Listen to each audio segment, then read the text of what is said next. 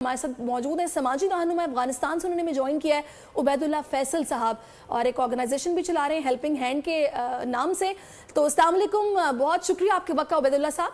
मुझे ये बताइएगा कि अभी सूरत हाल अफगानिस्तान में क्या है, खास तौर पर इमदादी सरगर्मियों को लेकर। बिस्मिल्लाहिर्रहमानिर्रहीम। आपके टीवी के सारे नाजरीन को मैं सलाम बोलता हूँ, आपके जो इधर कारकुनान है उसको भी सलाम बोलता हूँ। मैं उबैदुल्लाह फैसल हूँ, अफगानिस्तान से।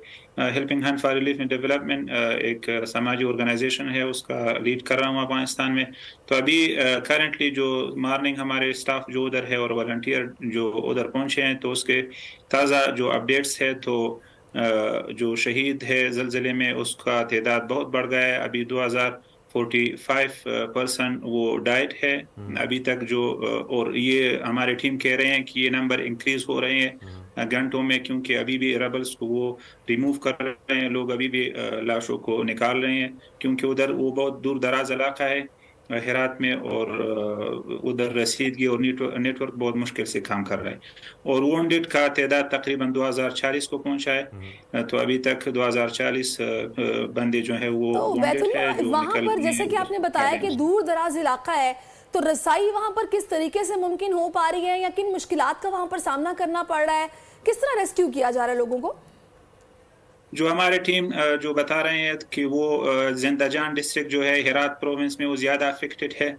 उसमें तकरीबन 15 जो बड़े विलेज है वो तबाह हुए, और ज़्यादा से ज़्यादा जो कम्प्लीटली डिस्ट्रॉय हुआ है वो 12 विलेज है, जिंदाजान डिस्ट्रिक्ट है, और तकरीबन 5 डिस्ट्रिक्ट है और 15 विलेज है। जो ज़्यादा मुतासर हुए आज़ार खाना विलेज है, वर्दक विलेज है, और रुबात संगी विलेज है। ये हेरात सिटी से 3 घंटे दूर है, और रास्ता मुकम्मल ख़राब है, वो पक्का रास्ता नहीं है, तो रिलीफ के पहुंचाने में बहुत मुश्किल है इमदाद रसानी ऑर्गेनाइजेशंस के लिए। तो लोग कोशिश अपने कर रहे हैं, हमारी टीम भी उधर है, तो रास्ता खराब है। ये उबैदुल्लाह साहब ये बताइएगा कि आपने जो ये काम शुरू किया हुआ है, इमदादी कार्रवाई जो इस वक्त चल रही है, आपकी टीम इस वक्त क्या इस वक्त तक अंदाज़ा लगा पाई है कि ये जो डैमेज है ये कितना बड़ा है, और आपकी टीम के इस वक्त कितने लोग जो हैं वो रज़ाकाना तौर पर यहाँ पर काम कर रहे हैं, मदद कर रहे हैं? ये भी ज़रा डिटेल हमारे साथ शेयर कीजिएगा।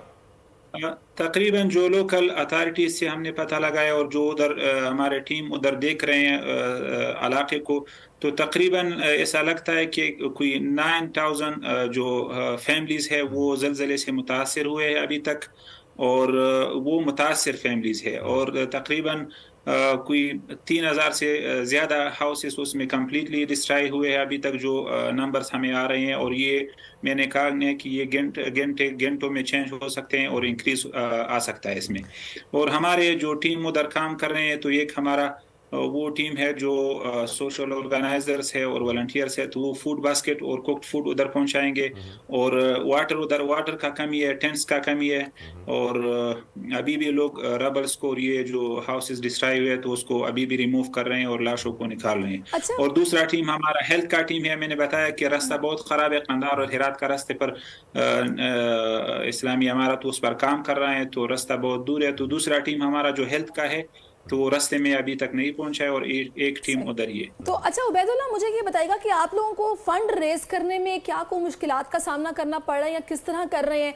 दूसरा, हुकूमती सतह पर कितना ताउन आप देख रहे हैं यहाँ पर इस दूर दराज इलाके के बासियों के साथ आप, क्योंकि जाहिर है यहाँ पर मशीनरी पहुँचाना, मलबा हटाना, लोगों को निकालना इतना आसान नहीं होगा।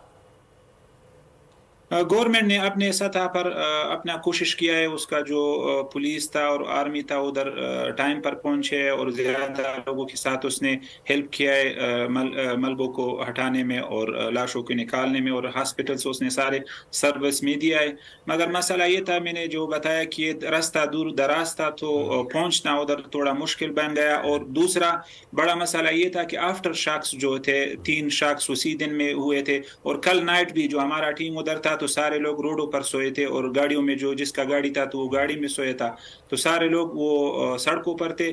तो ये आफ्टर शॉक्स, तो कल भी एक शॉक था 4.3 उसका वो अशारिया उसका वो था दर्जा था, तो कल भी एक अर्थक्वेक हुआ, तो लोग डर गए हैं। तो लोग باہر ہے. اور یہ دوسرا مسئلہ یہ ہے کہ لوگ ادھر آسانی سے عام جو لوگ ہیں وہ ہیلپ کرنے کے لیے وہ بھی خود بھی ڈرے ہوئے ہیں نا, ادھر پہنچ نہیں سکتے. اچھا عبید اللہ صاحب یہ بتائیے گا کہ اس وقت آپ نے بتایا کہ جو وہاں پر مریض ہیں, جو زخمی ہیں, ان کی تعداد بہت بڑی ہے, تو میڈیکلی انہیں جو فیسلٹیز دی جا رہی ہیں, ایک تو آپ نے بتایا آپ کی ٹیم جو ہے وہ راستے میں ہے, وہ پہنچ نہیں پا رہی ہے, دشواری کا سامنا ہے, قریبی ہسپتال کتنی دور ہے اور وہاں سے کیا فیسلٹیز آ رہی ہیں, کتنا ریکوری کا جو ہے وہ چانس بڑھ رہا ہے, کیونکہ سیویئر جو ہوں گے, جو زیادہ زخمی اس وقت موجود ہوں گے, ظاہر سی بات ہے زلزلے میں تو ہر قسم کی جو ہے وہ چوٹیں لگیں گی, اور زخمیوں کا اندازہ کس طریقے سے نوعیت کا اندازہ لگایا جا رہا ہے کہ جی یہ زیادہ سیویئر ہیں, انہیں زیادہ پہلے بھیجا جائے, کیسے ڈیل کر رہے ہیں اس سب سچویشن کو؟